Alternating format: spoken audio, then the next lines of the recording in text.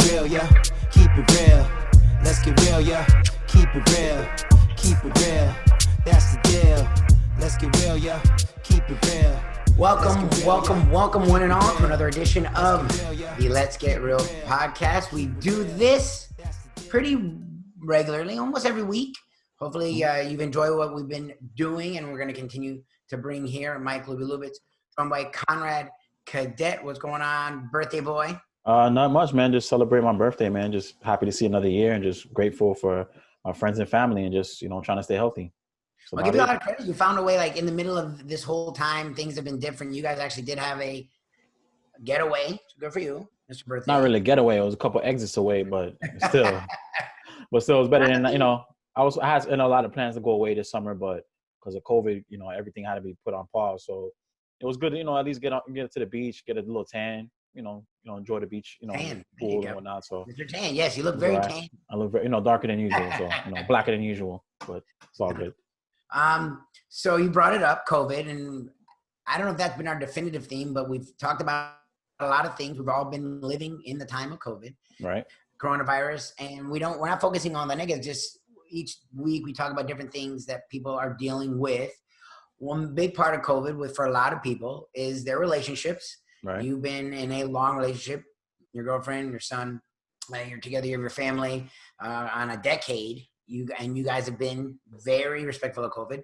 I'm engaged, live with my fiance 3.5 years, and we've had our own ups and downs and interesting twists and turns of COVID. So we figured, why not delve deeper into the relationship aspects of not only coronavirus and how people are dealing with it. People are handling it good, bad, the ugly, and the positive and the great. So we've delved into our past to coming to our present and into our future. And we've already talked with Dr. Kim Ray, a friend of ours from years past, and now is a social activist and has her own podcast. Well, this week we figured, why not delve into the past, talking about relationships? Why not talk to some we know from our past? Dr. Eva Brown, she's a PhD and she's a couples therapist, and she is deals with intimacy, sex, communication specialist. Also has her own podcast. So figure, why not bring her on?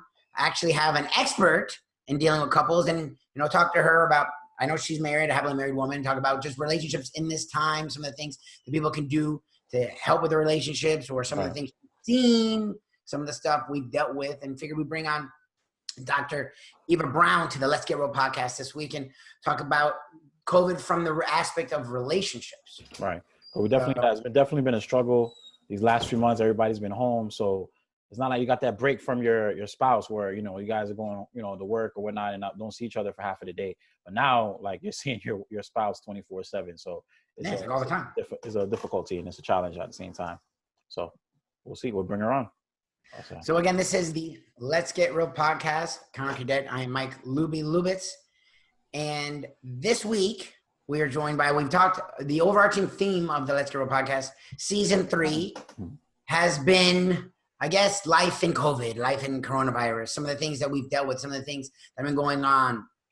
And this week we figured, Conrad being someone who's been in a relationship over 10 years, I'm engaged, been with my fiance 3.5 years. Relationships are a huge part of not only our lives, but the survival of coronavirus. And they've been throwing out the statistic, divorce rate's going to skyrocket in coronavirus. And I think relationships have sort of struggled in coronavirus. So this week we figured we'd bring on a friend of ours that also is a very highly skilled couples therapist, also deals with intimacy, sex, communication specialist, has a podcast of her own, by the way, the Sacred Partners podcast, the one and only Dr. Eva Brown, PhD. What's going on, Eva? How you doing? Hey guys, how's it going? Good to be here tonight. Thanks for having me, Mike and Conrad. Thank you. All right, so my pleasure. Okay, so let me ask you, since you deal with, and we will get into maybe some of the more interesting aspects of couples and more intimate aspects, but I wanted to get right to it. You do couples therapy.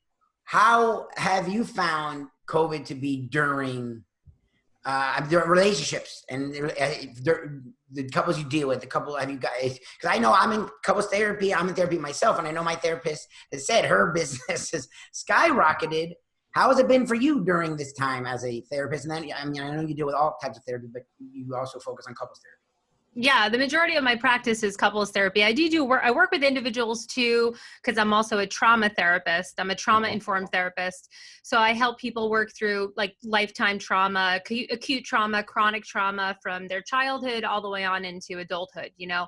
But aside from that, my main love is doing couples therapy, you know. And so you asked about my clients. So I was actually thinking about this before I came on tonight with you guys. I was like, what are my couples really going through, you know? And so I think what's happening is that quite a few of my couples are having lots of silver linings, you know? For example, they're able to spend more quality time with their family. Right. They're actually eating dinner together. You know, they're on their phones a little bit less because their kids are around, you know? And they're like, well, I can't be on my phone while my kid's around, you know? Also, I'll go into the complications with all of that in a second, because that's a whole nother story, right? Right. But you know, another thing that a lot of my couples have been saying is that the family time that they've had with their children has been amazing, right?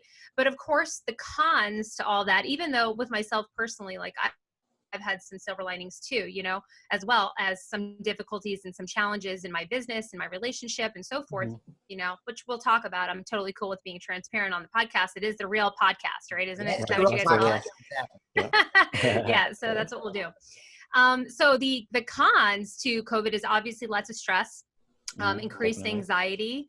My couples are overwhelmed, even though they have more quality time and their children are around more, they're also overwhelmed because they're not able to tap into their normal resources, like going to the gym, like taking a run when their nanny's there, because they no longer have their nanny available, you know? Yeah, that break time. You know, I mean, a lot of my couples are higher end in terms of their income, you know, so they have a lot of help. They're also professionals, you know, they're entrepreneurs, so they need help, you know?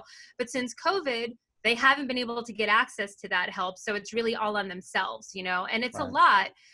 It's a lot in and of itself to be a couple these days and not have as many resources as you did maybe back then, you know, in the 50s and the 60s, when, you know, the traditional nuclear family stayed home. Now we have both parents working, usually the mom and the dad, or it's a lesbian couple that's adopted or something like that, or, you know, whatever, those types of variations. But the point is that they're stressed, you know, and if you asked about the increase in business, I was always really busy, but now I'm really busy. Like, I think I've added another 6 to 7 clients a week. Really? That I normally would. Yeah, I already see 20 a week. Wow, so now I'm like, I'm over, you know, and it's a little bit too much for me. You know what I mean? I have to do a lot of self-care for myself. I'm in my pool a lot, but we also had to transition my business, which was crazy. You know, I had a 2,000 square foot center in Fort Lauderdale, Florida and I used to rent space. You know, talking about COVID challenges, you know, I'll talk about myself personally for a second. Yeah, it's pretty, it's crazy. So we used to have tenants that we had a team of 8, you know, different types of individual and couples therapists, you know, and they would rent and they would help us pay rent every month. And we had 3 big offices. So the past 7 months, I haven't seen my clients face to face. Everything has been through Zoom or my phone, you know, so we actually closed the center down. Wow. Which is crazy, you know, and it's not that, you know, it was a big decision. You know, I went through a little bit of like depression through that experience. I was like, because it was like a dream, you know, my husband and I were like, yeah, like let's build a private practice. And now all of a sudden what COVID actually did is it extended, you know, telehealth therapy 5 to 10 years in the future immediately. So what we would have been seeing in 10 years in the therapy industry is now that, and even my colleagues too, and then I'll stop there, are also being affected. Like they're at 25% capacity with their tenants, you know, so in terms of like renting space, now the private practice is still full and thriving, but the other business, which would be passive income, has, you know, ceased to exist, which is crazy.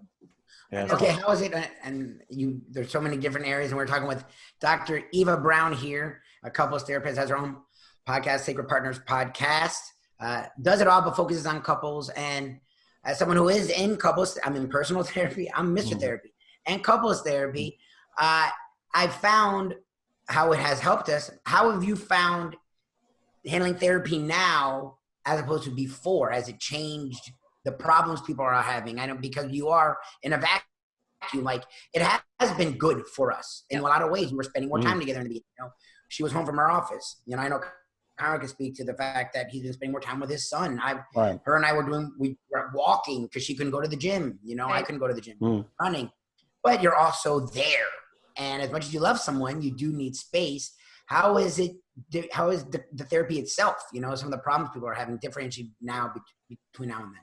Yeah, I think it's a good question. I really haven't noticed any differences. You know, the main things that come in that people have, it's just, you know, it's just probably more acute, right? Because there's no space.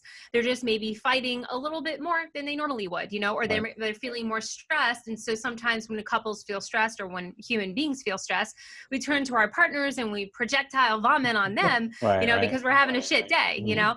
But, you know, so there's a lot more of that happening. But the initial issues that couples come in, it's communication, it's emotional intimacy. Like, how do we maintain this emotional connection with everything that we have going on in our life, with limited support, outside support, including family members and parents that used to help my couples are not, because they're elderly and they're afraid because the kids are around COVID. I mean, I just had a client, God bless him, I feel really terrible, but his uncle just passed away last week from COVID-19. He's in his 50s, you know? So that's another thing that I had to take into consideration. If I see 25 people a week, think about that. I'm exposed to so many different people. I take care of my father, who's a liver and kidney transplant patient, you know, and I would be exposing my clients to me, you know, which I probably would have caught COVID at this point already. I can tell you for sure. Half my clientele has already experienced COVID, you know. Some have been hospitalized even. I've had one of my clients was on a ventilator. Another one of my good clients, his best friend is, you know, almost died. Literally. We still don't know if he's coming back. Serious. It's really serious. It's pretty bad. Yeah, it really is. Because, you know, there's all this hype about COVID, you know, oh, you shouldn't be scared. Don't wear a mask. Don't do this. But then you see people that are dying. You see people that are close. And whether you're young or not, you still have people that are elderly in your life.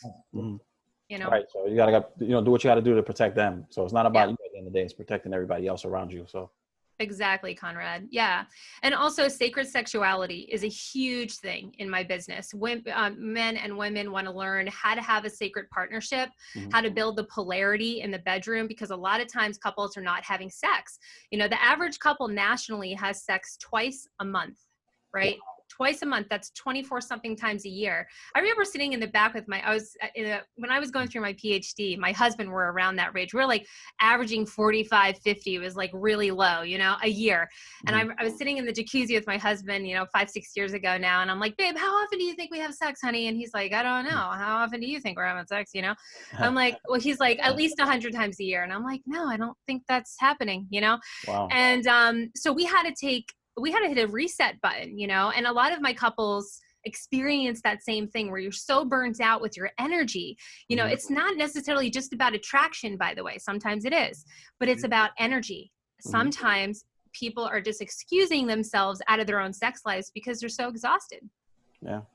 Work, kids, you know, your personal life, everything else that's going on. So it's easy to, you know, lose that part of your relationship. So I could definitely see that happening. Yeah.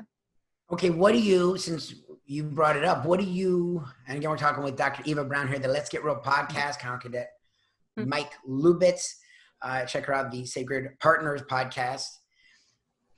So, okay, sex, it's funny because you bring up sex naturally, and it's over time, it's when you grow up, men are always talked about as the sex that brings up sex, and women are the ones. But in reality, when you get older and you actually talk with human beings, women are very open about sex. Like women with other women, with men, don't give a damn. Men are super repressed when it comes to sex. Like with men, with women, like we talk about whether you got it, you didn't get it, you are getting it, you're not going to get it. When did you get it? How often have you gotten it? Damn, I'm not getting it.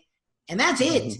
And it took me in my past relationship to realize how repressed I was and how out there women are when it comes to sex. How do you, because it's something that my fiance is a lot more open, and it's been really good for us and helped me out a lot. But she always makes fun of me for whenever sex is brought up, you know, it's like, even if I'm down to talk about it, I just naturally recoil, you know, because like I'm a dude and we don't talk. So, and I'm a talkative person, and even I find by nature. So you talked about you have to take stock. You have to. We hear in TV shows and movies, the people want to spice their romance up, and people mock it, but it's huge. It's very important. You need to spice it up. Howard's been with his girl for over 10 years, and I know that she talks about it and he talks about it. And sometimes the mundane. It's not even how you don't have a sex drive. Sometimes just you don't have the just energy. tired. I'd rather get some sleep. Energy. You have kids running around, work. So how do you help people? It's not how do you help them keep that spark, keep that spark going? Yeah, it's a good question. First of all, you have to definitely be intentional about your sex life. And by the way, if you don't have emotional intimacy, sex is going down the drain immediately. So a lot of the time, and this is for a long-term partnership, by the way, this is not when it's happy and fresh and 6 months, year into the relationship where you're still having sex like bunnies, you know what I mean? And by the way, I just want to be clear, my sex life has gotten infinitely better from the beginning of when I met my husband. And I thought it was going to be amazing. Yeah.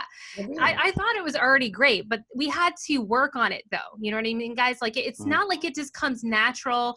You can get caught up in stuff that is exterior to your relationship. Even your relationship with yourself plays a huge role in your sexuality. For example, like the relationship that we have with shame and sexuality, like I come from the Jewish, Italian, Irish family system, where we didn't talk about sex. We didn't talk about feelings. We didn't talk about intimacy. We barely, we screamed at each other most of the time if we had something to say, so I myself as a woman, even as open-minded as I am, was still somewhat sexually repressed myself. And I had to work through that as well, and I'll talk about that here in just a second if you guys want to know about it. But yeah, I like to be honest because I think it's going to help people. Yeah. Right. I think so. So, the question that you asked is multifaceted basically, Mike, because it's like there's sexual shame. Then there's the relationship you have with sex. And then there's a relationship that you have with sexuality, which is different, right? What is your sexuality? How do you, especially if you're gay or you're lesbian, how do you come out to that? If you have any proclivities, if you have any, sexual nuances that are not mainstream, like BDSM or, that whole world, which by the way, a lot of my couples practice, also polyamory has become a huge thing for people. Most of my couples are monogamous, but I do have, a certain percentage of my clients that play in that world because they don't want to subscribe to that because they think, oh, monogamy is boring. The truth is it's not, if you're doing it right and you're, what I mean by right is you're being intentional. You're working on your relationship with sex. Your partner is working on their relationship with their sexual, their sexual self. And, a good indication if you are repressed or if you have sexual shame is if you start to talk yourself out of sex. Okay. Like, you're supposed to have sex, you really want to, but all of a sudden you start making excuses, right? I remember I did that. I used to be in my closet every once in a while and be like, do I really want to have sex right now? You know what I mean?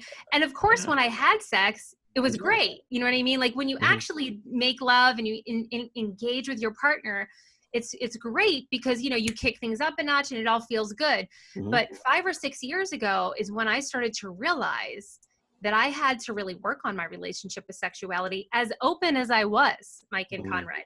Because you remember, I sold passion parties back in my 20s. I sold lubricants and toys, and I taught sexual education. I remember that. I remember it. Oh, yeah. Eva's super open. Yeah. But the truth is, when it came down to my own self and then my partner and exploring different realms, I wasn't quite tuned in as much as I needed to be, So one of the things that my husband and I did is for 3 months, we were doing this. So I'll give you the backstory. And this is a really good intervention, by the way. If you're having some type of sexual block and you keep making excuses and excusing yourself out of your own sex life for whatever reason, you can do this as an experiment. So I did this podcast on my Taboo Talk Time podcast. Sacred Predators is the new one, but the old one was Taboo Talk Time. And we talked about things that are taboo. And so I had these sexual healers on the podcast. And they were like the highest paid sexual healers in the world. I was like, who are these people? What's happening? So they came on the podcast and, they told me, first of all, they have 2 children and they make, millions of dollars a year, obviously. And they have sex twice a day. Really? And I said, Good for them. that's Like in high exactly school. the freaking response I had, Mike. I mean, my whole mouth like dropped open. I was just like, how is that possible? Right? When do you have time to do that? How do you have time to do that? Oh. And so they said to me, guess what they said? Well, isn't it the most beautiful thing if you can wake up connected to your partner and go to sleep connected with your partner? And I said, I couldn't not agree with them. I said, yeah, you know, and I realized maybe I had more sexual hangups about what sex actually was, right? Which is really just connection with your partner, really, when it comes down to it, right? It's not about the orgasm. It's not about necessarily how it feels, even though that's fantastic, but it's the connection piece is the priority. And so they said, yeah. And we do it 3 times a day. And I'm like, yeah, you guys are crazy. I'm going to have to get some. Okay. So I go out to my husband. This is literally a true story, guys. I'm serious. My husband in the other room is laughing at me. So I walked out of the podcast. I'm like, babe, this couple is having sex twice a day. They got 2 kids. They're making millions of dollars. Like something's going on. Like we got to get it on, you know? And of course my husband's like, where do I sign up? Yeah, exactly. Of course. So I'm thinking, okay, so we had sex. I said, babe, we're going to have sex every day, not twice a day, because I didn't want to bite off more than I could chew, you know? I said, we're going to have sex every day for 3 months. And he was like, okay, cool. Let's do it. So anyways, this is the whole story. Like he was going to say no. No, he's down. Paul's not the problem. It was me. Okay. So I said, okay, I'm going to try it out. And so the first month, guys, I remember thinking to myself, am I really going to do this? Am I really going to, like, every single day for 3 months, you know? So I remember sitting in my closet, you know what I mean? And I'm like, all right, I committed. Let's do it, you know? And we had a great time every time. It was great. And then about a month into it, I started feeling like, oh, like this is interesting, because not only is it becoming a habit of connection, an intentional habit, and of course you don't want to put habit and sex in the same one. I don't mean it as a habitual. I mean it as we're making an intentional space to connect with each other, right? And exactly. About 2 months in, I was definitely more tuned into myself in terms of my own sexuality in a way that I had not expected, right? Yeah, in a really interesting way. Yeah. And I started to really become more open, not necessarily to different things, but just more open, right? Because sometimes when you talk about sexual repression, you know, I talk with my couples all the time. Use your vocals during sex, talk during sex, you know, start to open up the space, you know, don't just sit there like 2 bodies with no motion and no voice happening, you know? Sounding like right to me. Right. So learn to fully express, right? So I was giving myself more and more permission. This is the key, guys. And for those that are listening, more and more permission to fully self-express. Wow. And guess what happened? My business tripled in income, right? Really? Yeah. My business, my income, we went from like just under 80,000 or something at the time that we were making to almost 150, 200 at that time. And I was thinking to myself, that's interesting. And so when I was talking to these sexual healers, they were like, Eva, the more that you're open and the more that your channel, they called it a channel because they're spiritual, your sexual channel is open, the more magnetism you're bringing into your life. And I was thinking to myself, I'm not sure I'm buying this. Okay, people. You know? And so, you're the therapist and you're but I did it, you know, I did it. And since then, you know, like, you know, before, for example, and this is something for the women that are listening, I was in my masculine, this is polarity conversation too. I just want to be clear that the whole thing that I was transitioning into was alpha woman that likes to be in control, you know, that doesn't want to really let her guard down 100%, that doesn't want to fully surrender to any man, you know, blah, blah, blah, insert whatever. Even my husband, it wasn't my husband. It was me. You know what I mean? It was my own blocks. It had nothing to do with him. He's amazing. So I had to figure out, wow, where is my polarity here? So I started to wear dresses instead of wearing pantsuits every day. I started, instead of wearing a jacket, I started wearing shawls, you know? There were so many different things that I was tapping into in terms of my femininity, guys. And it's the opposite for masculine, which if you guys want to hear about, I can talk about, you know, stepping in and holding space for your partner. Well, in court, I'm like taking notes. Yeah, I know, right? Okay. I'll have to go back and watch the So- video. Takes me. Well, I'm glad you guys are taking something away. You know, that's Oh, what I live definitely. for. So anyways, I started to really live in that fully expressed self. And then I started to learn about polarity. Now, again, this was 6 years ago. I've been helping couples with this for 6 years now. So I've talked about sexual polarity, dancing into that masculine and that feminine energy. So I had to learn to come home and really relax my shoulders. I actually created a meditation practice when I got home from masculine energy, doing all day. So I could be a feminine energy that my husband is ready to receive.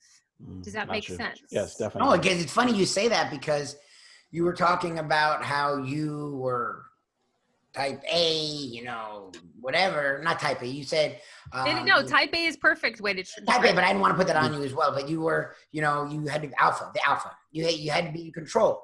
But my fiance, it's funny because she is very that way in life, but in the bedroom, maybe it's either naturally, purposely, or the combination is the opposite. She's like, I'm in control. She's boss lady. She runs a business. She's a part of a business. She does all this stuff that she wants to just let it go. And early on, she did this because she's very vocal, very communicative. When we were dating early on, was like, what are your love languages? What do you like? What do you don't like? How are you in the bedroom? Yeah. You know, all of it. So, and it was good for me because I don't think to talk that way. So, but she made a point to say she was like that. So when you said that, it's funny. I find a lot of the time people are the opposite. The fact that you naturally weren't because you just couldn't, you know, let yourself let go. I find very interesting. They had like work on it. And by the way, I just want to be clear too, that I was able to let go as much as I was able to let go, but I realized that I could let go even more and more and more. And I'm still letting go even more and more and more. Now my husband and I play the drums in the bedroom. Okay. We have, you know, sound healings, you know, we're listening to music. We've got the red lights going, you know what I mean? Strobe lights. I mean, it's crazy in our house. Studio set up. For sure. You know, it's whatever. We're having fun. But the point is that we're having so much more fun with it. Right. And I am letting go more and more and more. And he's learned to really stand in his masculine even more. Like my husband was also very type A as well, very alpha man. But again, there's a difference. Okay. Destructive masculine and destructive feminine. There is very different than what I call divine masculine and divine feminine, because you're really not being destructive. So even when you think that you're surrendering with your partner, like you mentioned, your partner is already surrendering and so forth, right? And she's really relaxed and allowing herself to be present in the moment. There are ways that everyone, including myself and your fiance and anyone out there, that you can let go even more and you can sexually express even more. And it's fun to think of ways that you can allow yourself to be more free. And really the ultimate thing that we're doing is freedom. You know, free to sexually be fully expressed, not thinking about your boobs, not thinking about your back, not thinking about your penis, not thinking about the vagina, not thinking about any of the parts of the body that we usually get caught up with. You know, is my penis too big? Is my vagina weird? You know, who knows it, right? All the shit that we fill the bedroom with, guys, all the stuff. When you take all that and you start to peel back that onion, that's what I'm talking about, real surrender. I'm not just talking about a woman that can lay on the bed and relax and surrender. I'm not talking about that. It's an emotion. I just want to be clear too. It's an emotional attunement on all levels. I got you. Well, yeah. And what I've found is we talk about, you know, you talk all the time sex. A lot of you'll hear it's emotional for women, you know, men, it's, you know, not as emotional. I disagree.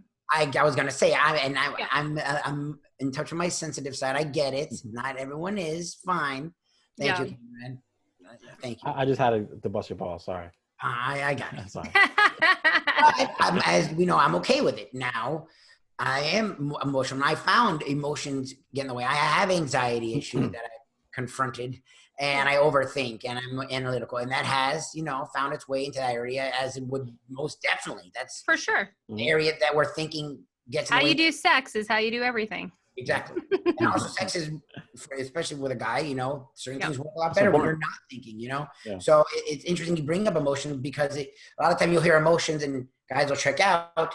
It's not the case. Like, especially with a partnership, like if you're pissed at her, yeah, there's the angry sex. There's also, you're pissed enough sometimes where you're just like, I don't want to touch her. I don't want to be next to her. Like, I don't want to deal with it. Yeah. And when I find a lot of time when they talk about makeup sex, I think it's good. It's because you're finally getting over the anger and you're allowing the passion to get involved. And that's the thing. Sex is, at least in my experience, is the best when emotion is there. When it's emotionless, you just said, you talked about just laying there and you were joking about a woman letting go.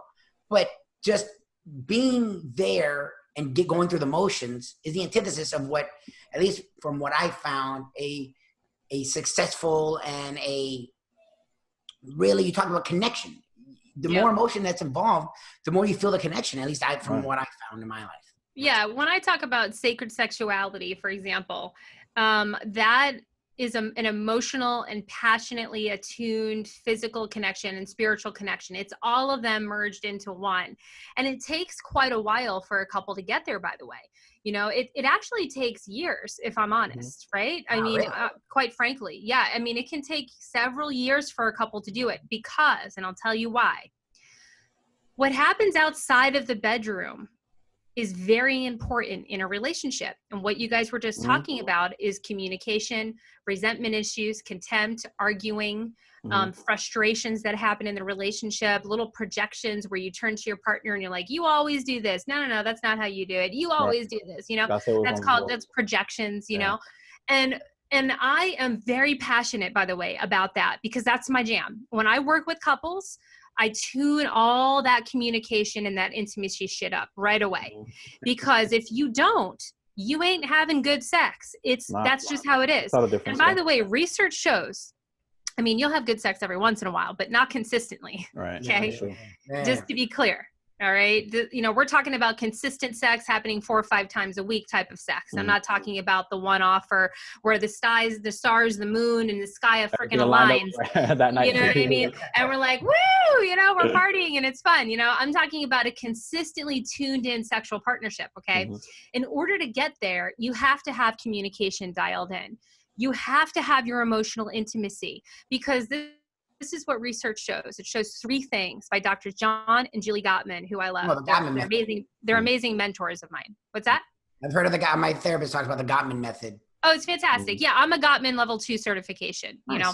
Nice. So when and the reason why is because you cannot be a couples therapist without having research behind you. It's just impossible. Or any doctor for that matter, or master's level clinician. You can't just, you know, left hip it. You have to have some kind of foundation. Right. Some kind of background. So what they found was that there's 3 differences between happily married couples and unhappily married couples. You guys want to take notes? This is the time to take notes, right? Let me record. I know, right? We're recording. We're good. For everyone that's listening, take notes. Okay. So the first thing is that happily married couples repair the emotional connection in the relationship dynamic, not the content of what happened. So they do a successful repair after an argument or disagreement. So that looks like this. Hey, honey, when such and such happened, not going into details, I felt really disappointed when this happened. And it would really make a difference moving forward if you could please take care of the dishes before I get home, as an example. The reason why I gave an example, it would really make a difference is because number 1, you want to set your partner up for success. You want to tell them exactly what you want, and you don't want to do it in a negative way. You don't want to say, it would really make a difference if you could just please, you know, not leave the fucking dishes in the sink. Now, okay, that's not going to work. Delivery is that key. Doesn't work well. That's what I've learned. That doesn't work. That doesn't work well. Yeah, because it's sarcastic, it's contemptuous, it's got the resentment, it's got a punch behind it, you know.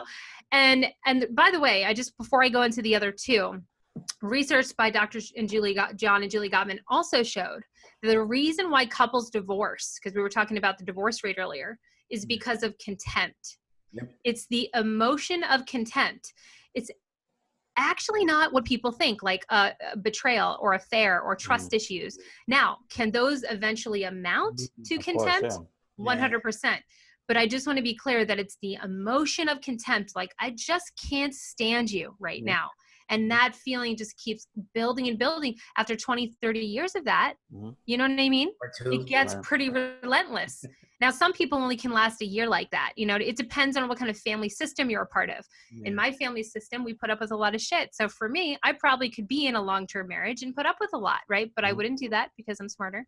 Right. But, you know, there are couples out there that do stay in long-term marriages. I mean, I have couples that are in their 50s and 60s that are doing couples therapy for the first time in their lives now, because, you know, when they were 30, it was taboo. You know, it Now wasn't more mainstream. open to therapy and couples therapy and I'm talking to two seeking guys help. that never would have done therapy 10 years ago. 10 years ago, yeah. Both are in therapy and very happy and proud to be in therapy. And it's helping a lot, and I'm learning a lot from it, and trying to catch myself in, you know, the way I talk and the way I deliver certain things, and it has been making a big difference over the last, you know, few weeks since I started going.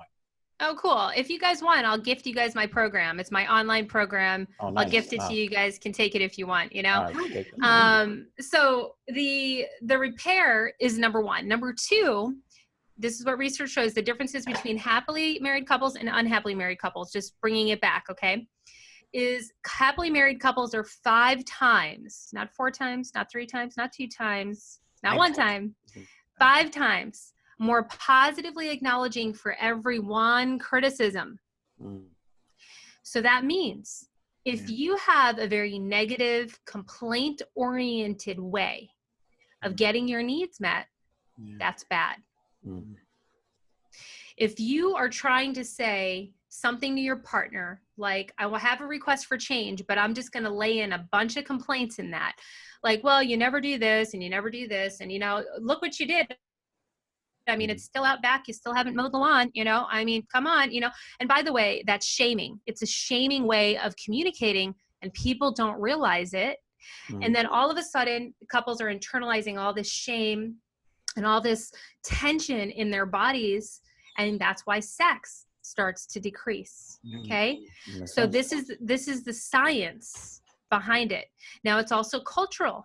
A lot of cultures are not positively 5 times more positively acknowledging. A matter of fact, for example, Jamaican cultures, Haitian cultures, even, you know, Jewish, you know, the Jewish culture, most all cultures really, I was gonna say very seldom. I can't really even think of one that does it naturally. Maybe, no, not even Spanish really, because that's really machismo.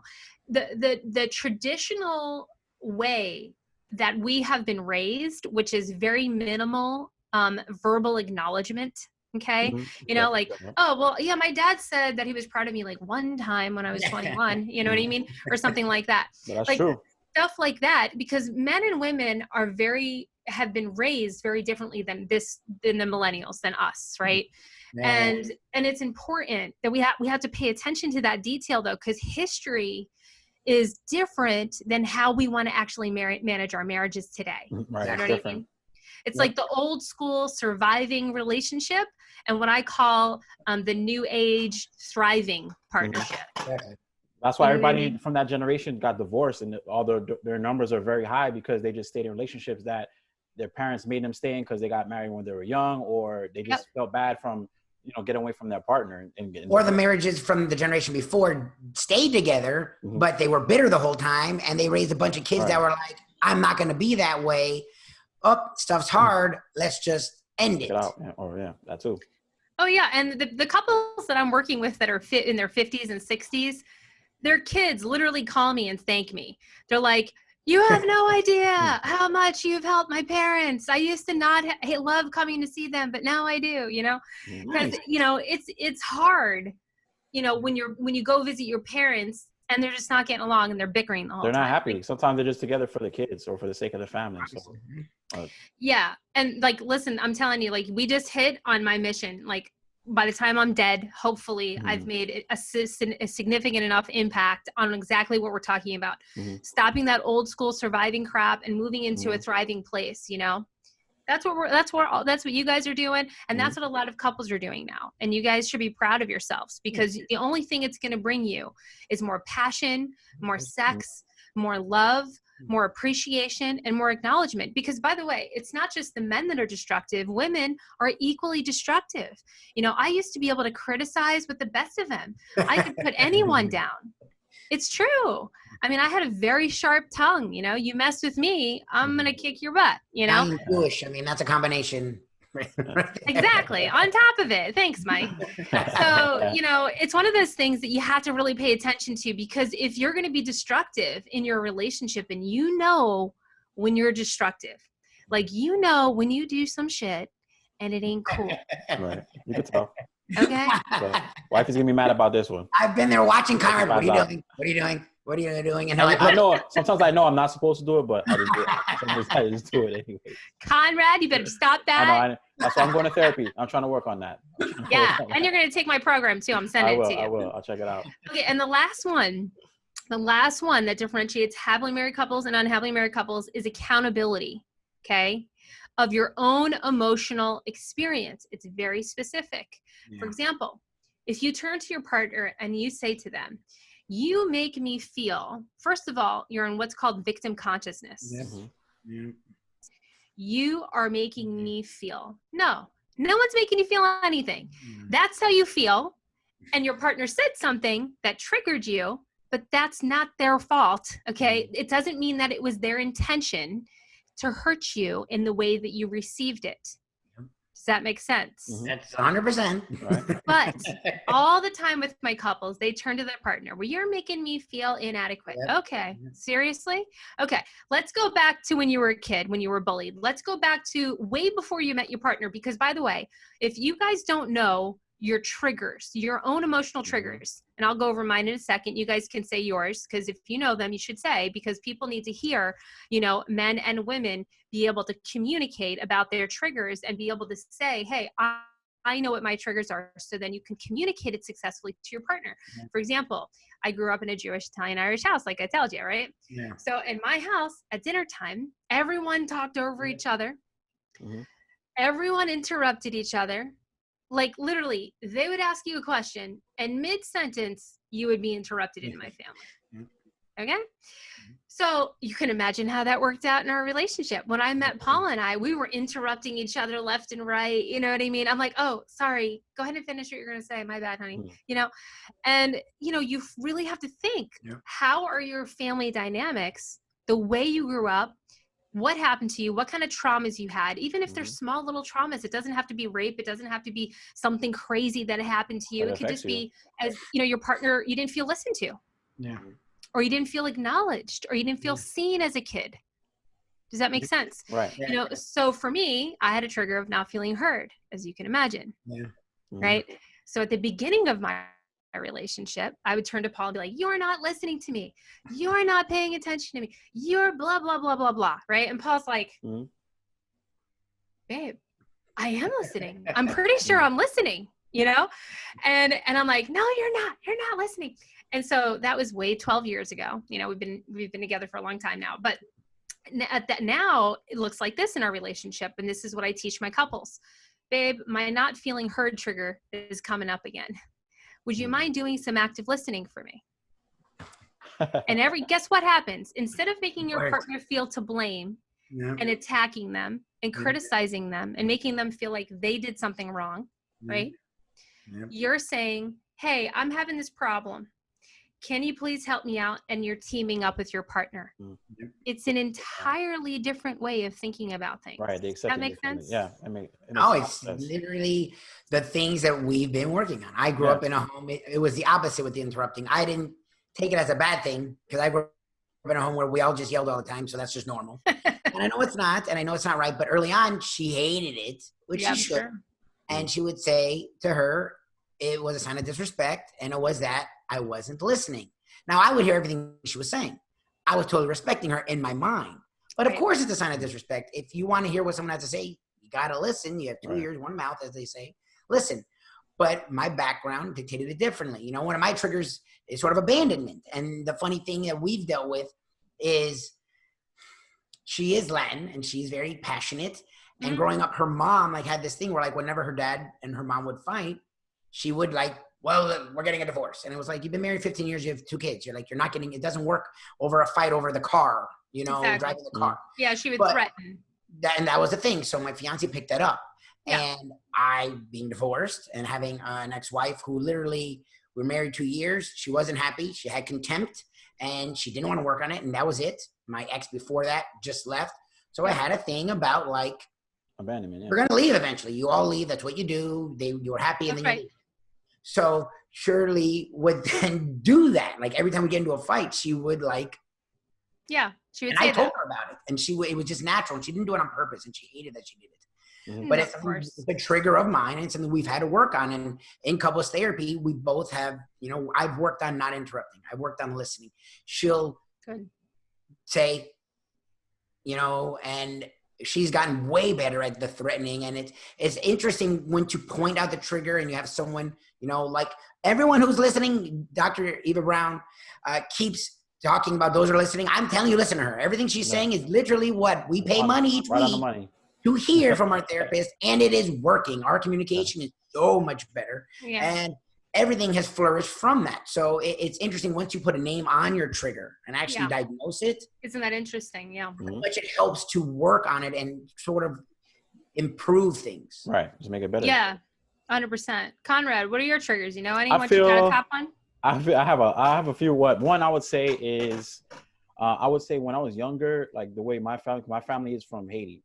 So they're very like strict and reserved. And when it comes to kids were not allowed to express themselves.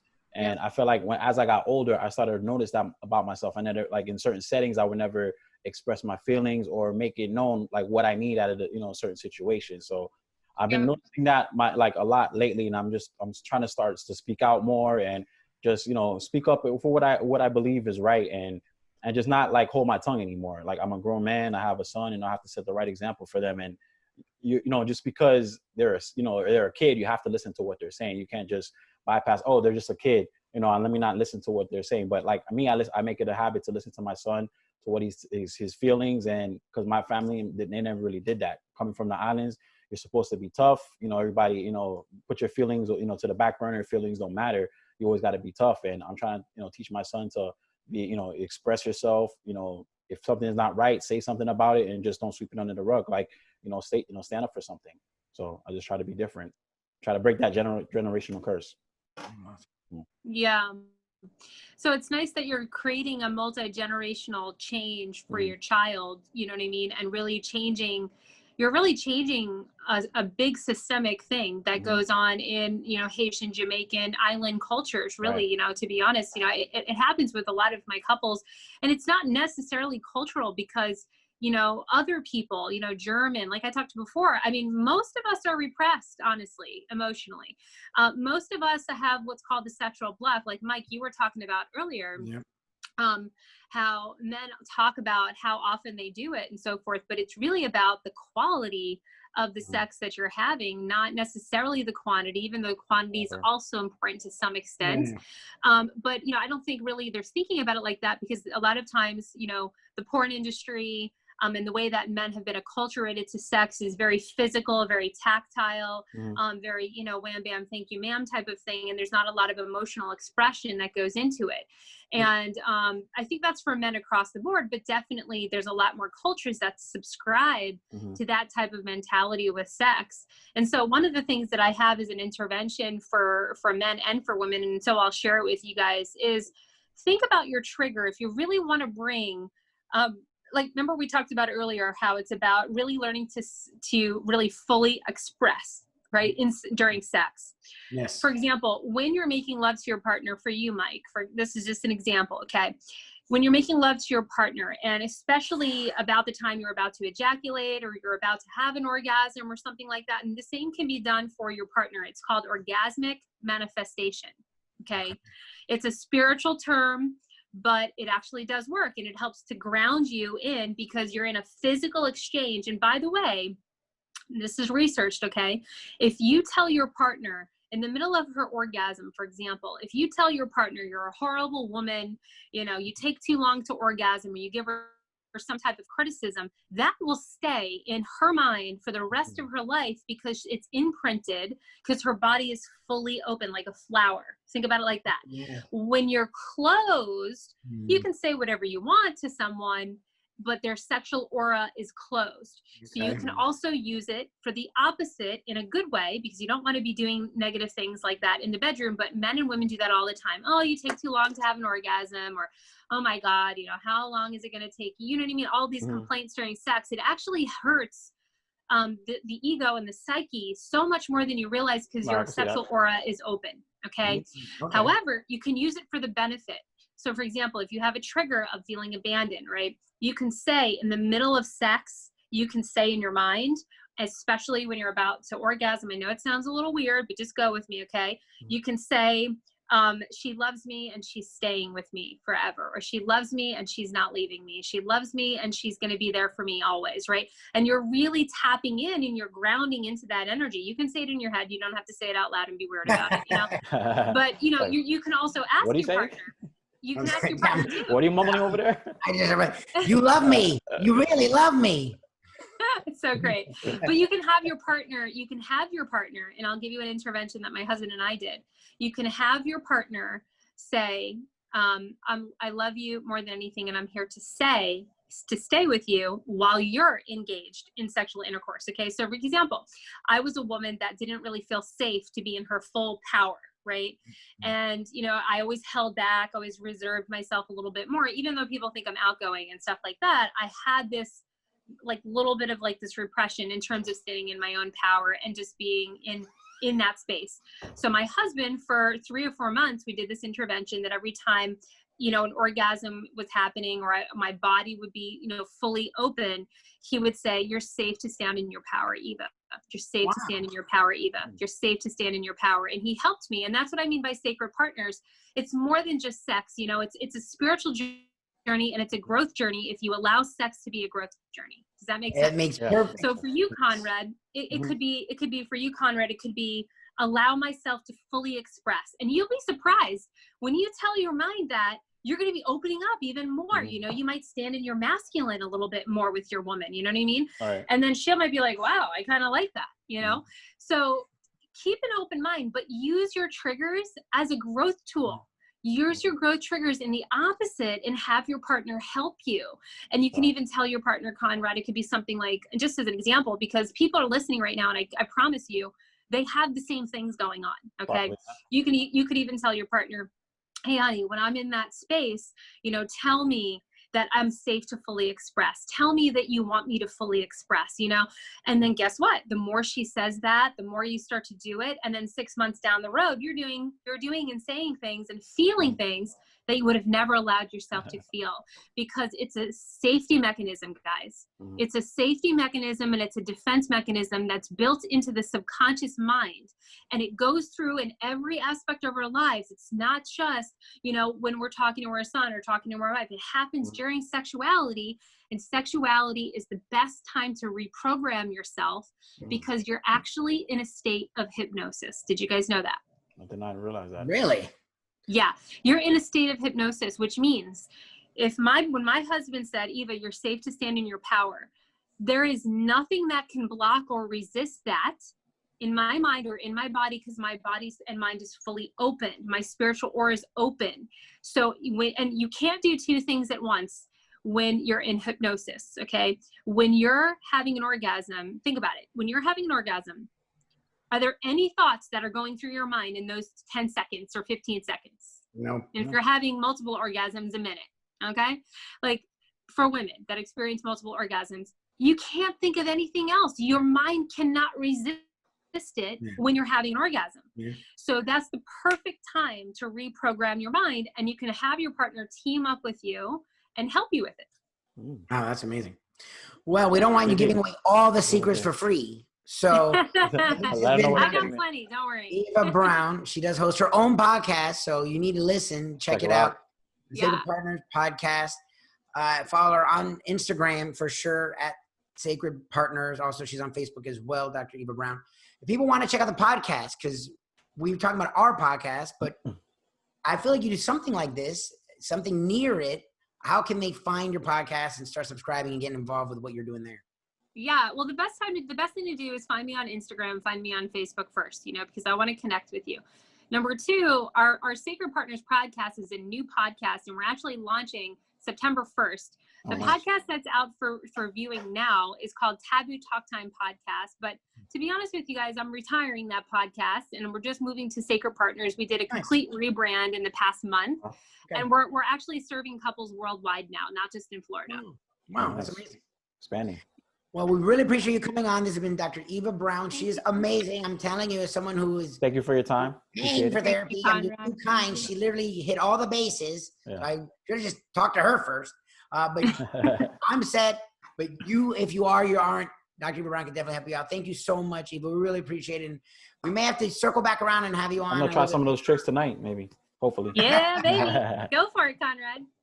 Thanks, Eva. We appreciate you coming on. Thank you for coming on. Thank you, Mike. Thank you, Conrad. Love you guys. I'm happy to come back on anytime.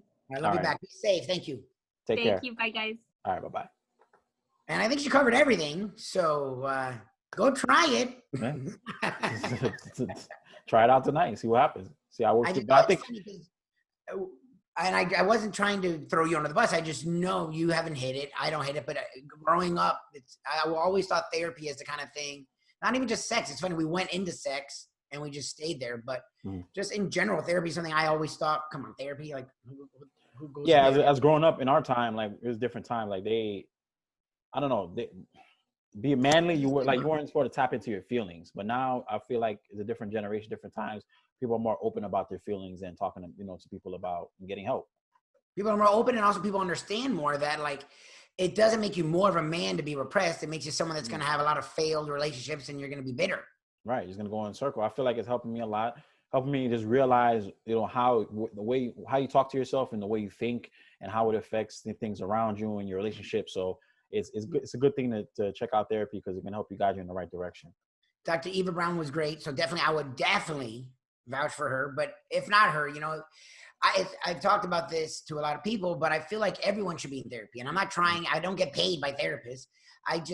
We all have our own issues. And Eva talked about it. We're all repressed in some way. And as much as you think you're in control of yourself, you really don't know until you sit there and you're like, oh shit, I was doing that. Oh shit, I was doing that. It really helps you learn how the mind works and how you can use it as a tool to, learn the way that your mind works and learn it to benefit you and get you in the within a relationship, which was our big topic today. It's huge. My personal therapy helped in my relationship, and then our couples therapy. And it doesn't make you less of a person. It actually makes you more of a person because it allows you to really know who you are, what you are, what you want, like you talked about, and allow you to achieve. And the stuff she was talking about, Eva, was actually pretty cool. Like, I never thought about, like, your openness in how you are sexually can lead to openness in life. That's really cool. Makes sense, yeah. The only thing, folks, for joining us, Alvin will be with us in the future. So check her out at Sacred Partners on Instagram, Dr. Eva Brown on Facebook. Before we get out of here, we are on every podcast platform. We are on YouTube. We're everywhere. Thank you to Conrad Cadet and Cadet Digital. I know you got a lot of things working. If you want to hit you up, see if you can help them out, how can they do that? Just go ahead and follow me on IG at Cadet Digital. Just send me an email or DM. If you're interested in some of my services where we're doing websites, we're doing landing pages, do a lot of different things. So just contact me for more information. And you can hit me up at LubyWinz, LubyIEWINZ on Twitter and Instagram, also Facebook.com/Mike Lubitz for Dr. Eva Brown. For Conrad Cadet, I am Mike Lubitz. Thank you for joining us. Please subscribe to this podcast on YouTube. Also on all the podcast platforms, we're there. Let's Get Real Podcast. You did it okay. Yeah. The Let's Get Real Podcast, or my name, Mike Lubitz, Lubitz. Thank you for joining us, and tune in next time to the Let's Get Real Podcast. Peace. Let's get real, yeah. Keep it real. Keep it real. That's the deal. Let's get real, yeah. Keep it real. Let's get real, yeah. Keep it real. Let's get real, yeah. Keep it real. Keep it real. That's the deal.